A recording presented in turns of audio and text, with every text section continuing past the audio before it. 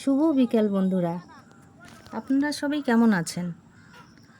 আজ আমার মনটা ভালো নেই, তাই আজ ছেলেকে নিয়ে বেরিয়ে পড়লাম তোর্ষা নদীর ধারে। এখানে এসে সত্যি বন্ধুরা মনটা হালকা হয়ে গেল।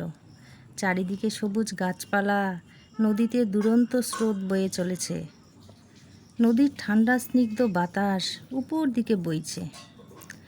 সূর্য অস্ত যাবার আলোর রশ্মি জলের উপর নানা রঙের ঢেউ খেলে বেড়াচ্ছে। এদিকে আবার গরুরা সারাদিনের খাবার খেয়ে ঘরে ফিরছে। সব মিলিয়ে যেন এক মনোরম পরিবেশ। এই সময় আমার ছোটবেলার একটি কবিতাও মনে পড়ে গেল।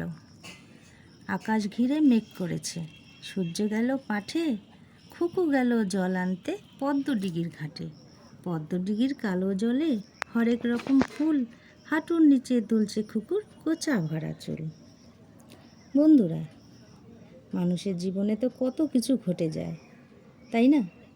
কত সময় আমরা মন খারাপ করে বাড়িতে বসে থাকি।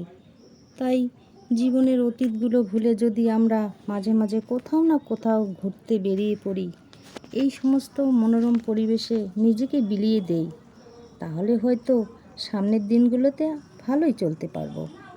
চলুন বন্ধুরা, আমরা সবাই ভালো থাকি এবং অন্যদেরকেও ভালো রাখার চেষ্টা করি।